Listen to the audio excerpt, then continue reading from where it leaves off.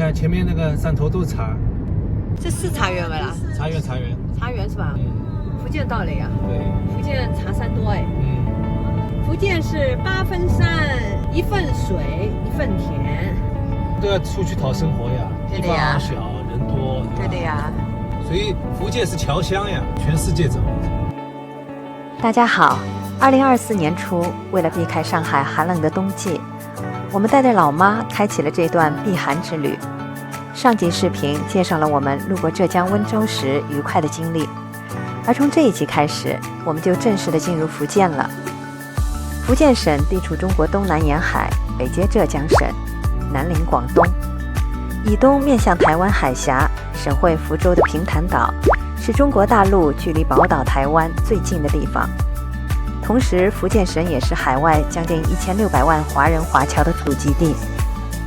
这里80%几的土地是丘陵和山地，剩下不多的平原主要分布在东部的福州、兴化、泉州、漳州4大平原。这些地方也是福建省经济较发达的区域。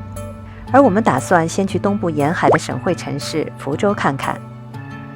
从温州到福州车程在300多公里，大约4个多小时后，我们终于下了福州高速。福州，我们到了啊！福州有福之州，是吧，老公？好了，来沾沾福气。是的，现在我们向市区方向前进。这个是榕树哎，老妈，福州以前叫榕城，榕树就是他们的市树。我不知道他们福州这里平时堵车吧？马路上车也很多。我估计也要堵的。大城市没办法的啊。你看现在车多。是。第一次来福建省会福州，虽然是冬季，不过给我们的感觉，这是一座绿化很不错的城市，特别是随处可见的大榕树。福州自古就有另一个名字榕城，据说现在整个福州还有900多株树龄在1000年以上的古榕树，非常的难得。我们这次来住在闽江北岸的台江区，是个生活和交通都挺方便的地方。我老妈了吗？还行啊。他不是说对面有个停车场？停车场，你先靠边停，我和他联系一下。在福州，因为待的时间长一点嘛，老样子，我还是借了一套民宿，大概靠近上下杭。它一个楼层不知道有几家啊？哦，好像是的，他拍了个照，就是这样的门。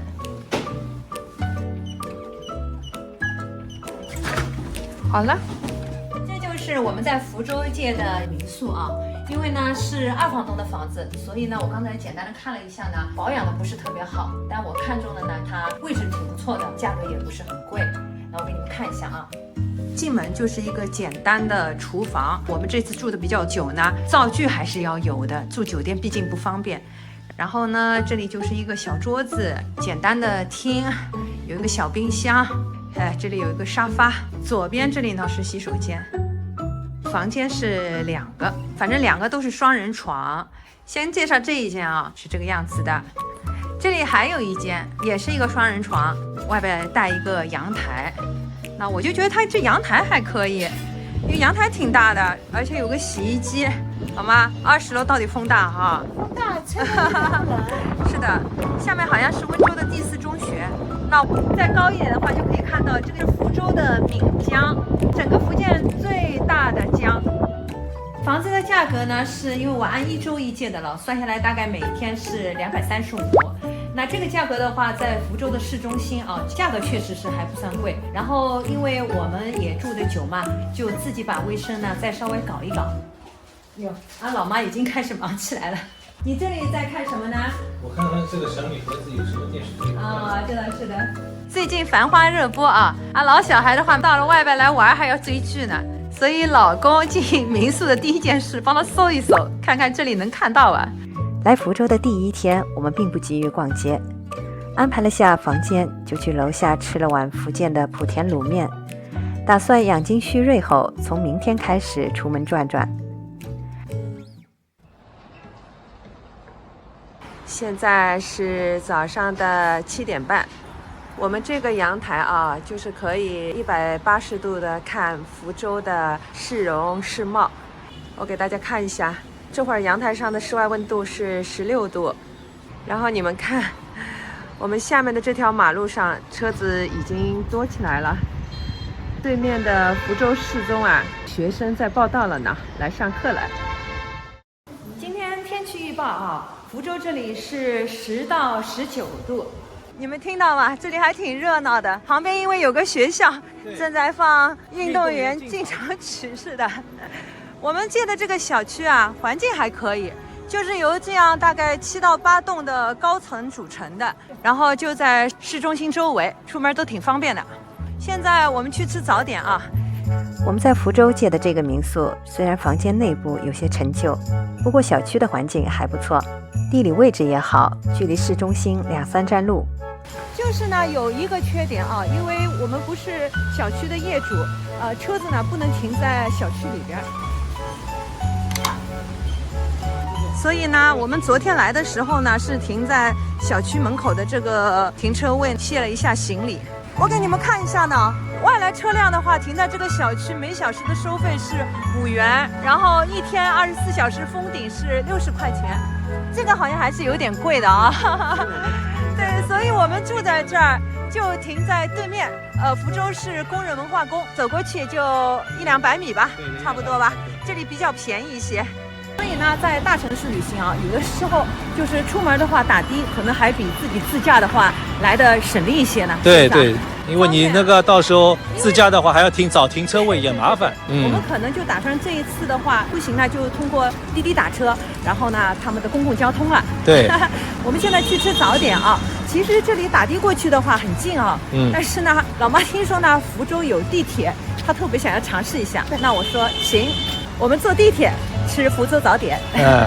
而老娘最会欣赏是不同的东西，对吧？是嘛。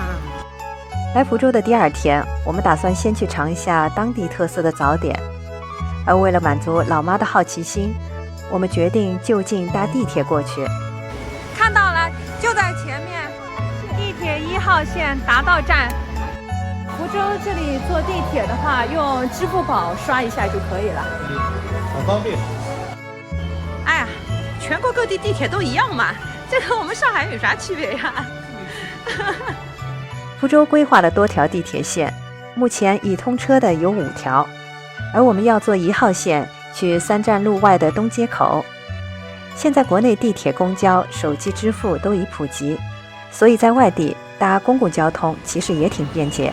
请出站，请出站。我们是从东街口这里 C 号口出来的啊，然后上来以后呢，东街这里呢就是福州的一个传统的市中心了。这一条就是817路，从前面的东街口啊，顺着这条817路向南走，大概将近10分钟的左右吧，前面就是安泰河，然后也就是我们吃早点的地方嘛，尝一尝福州当地的小吃早点，看看有啥吃的。对，从我们地铁出站的东街和817路交汇口是福州传统的市中心，沿着这条城市中轴817路向南走几百米就是安泰河，河边有家酒楼，就是我们今天吃早点的地方啊，就是这一家安泰楼酒家。老妈去走路了。老字号哈，建于1896年。你看，认识福州，从吃闽味早茶开始。老妈。宝石早茶我们知道，对吧？福州早茶有点。在这儿，哎呀，安泰楼，好漂亮啊！小桥流水。建于光绪22年的安泰楼，是福州的一家老字号，在这里能尝到各种福建小吃和闽菜。酒楼早上7点开始供应早点，我们来的时候正是早午餐中间的清闲时段，店里的食客不多，看着老师傅正在忙着准备各种小吃，我们也觉得肚子有些饿了。来，老妈，先来一杯茉莉花茶。对，福州这里喝的是茉莉花茶。茉莉花是福州的市花，市树嘛是榕树，对的，市花是茉莉花。福建人爱喝茶，福州更是中国茉莉花茶的发源地。据说安泰楼有200多种小吃，不过我们选的都是当地比较传统的早点。既然来了福州，就想多体验一下当地人的日常生活。你吃这个虾饼，这个是中国版的甜甜圈。哦，这个是海蛎煎哈，在我们槟城嘛，它就叫蚝煎，是福建特色的小吃。这是蘸的酱是吧？好的，尝一下这个福州的光饼哈。你记得吧？就是马来西亚有一个石兆园，我一直想去来着。当地有一种小吃就叫光饼，其实就是从福州这里传过来的啊。只不过呢，现在福州呢光饼呢，它会再做的考究一点，放了一块红糟肉。这个是小汉堡包了。感觉福州早点和平时尝到的广式小吃很不一样。印象中福州的香芋泥味道非常不错，还有一种叫顶边糊的食物也挺有意思。它是在锅内烧开，加了明虾、海蛎、鱼干的汤底，锅边淋上事先磨好的米浆，配上福州虾油和一把芹菜，再迅速把烫熟成型的米浆铲入锅内，这样要不了几分钟，一碗热气腾腾的中国式快餐福州顶边糊就做好了。据说趁热配上当地的紫菜海蛎饼，就是一份最传统的福州早点。味道不错哈。各种各样的都要尝尝呀。对的，这是福州的特色。一杯福建花茶，几样接地气的小吃，人均30的消费。我们对福州的认识是从早点开始的。我觉得我们现在最需要的是下面吃兜兜了，我肚子已经吃到外面来了。从安泰楼出来啊，左手边这里就是吉壁巷，然后我们转弯过去吧。其实这一片就是三坊七巷的范围了。安泰楼的北面就是福州的地标景点三坊七巷。吃完早餐正好过来消消食。到了，这里就是南后街哈，这里一大片就是三坊七巷，这里是三坊，那里是七巷。以前这一片居住的都是有身份地位的贵族阶层。在福州市中心保留着一片以南后街为中轴的建筑群，它是从唐代起中原南迁的世家大族在福州落户后，按照故都长安的里坊制度，在当地建造的生活区。文儒坊，说明这里住的都是有学问的人。对。这个三坊七巷浓缩了中国近代很多的文化人名人都是住在这一片的。你看六子科甲，就是说他们陈家有6个儿子，3个进士，3个中了举人，而且呢有一个儿子呢是做了末代皇帝溥仪的老师。厉害啊！对。看吧，写着对。林则徐母家住居。他的很多朋友都是住在三坊七巷这片区域的。福建省会福州作为中国近代第一批通商口岸，是国内最早与洋人打交道、接触海外新事物的城市之一。所以包括民族英雄林则徐、晚清重臣沈葆桢、近代启蒙思想家严复、末代帝师陈宝琛、辛亥革命的林觉民、民国才女冰心、林徽因等等数不尽的近代名人，曾是住在三坊七巷的福州人。那么多年过去，这些幽静的坊间巷里，也是中国唯一保留着里坊格局的老街，被誉为明清建筑的博物馆。这里的居民呢，很大一部分呢已经动迁搬走了。如果是门开着的呢，你就可以直接进去参观。像这样门口如果写着私人住所谢绝参观，就说明目前还是私房，有人住在里边。整个这片区域的话，现在大概还住了70-80户人家。三坊七巷目前还保留着200多栋的古民居。据说旧时的福州城以安泰河为界，分为南北2片。城北是官府衙门和这些文人士大夫的生活社区，而我们住的城南则是普通平民和商贸活动的范围。从三坊西巷出来，顺着城市中轴817路向南大约4公里，就是福州的另一著名景点上下杭，再往前就是福建的闽江了。而我们的民宿就在这一片，作为避寒生活的第2站，在接下来的一段时间，我们就将在这里开启我们的福州生活。分享生活是一种乐趣，感谢收看70后慢生活，我是金宝宝，我们下期见。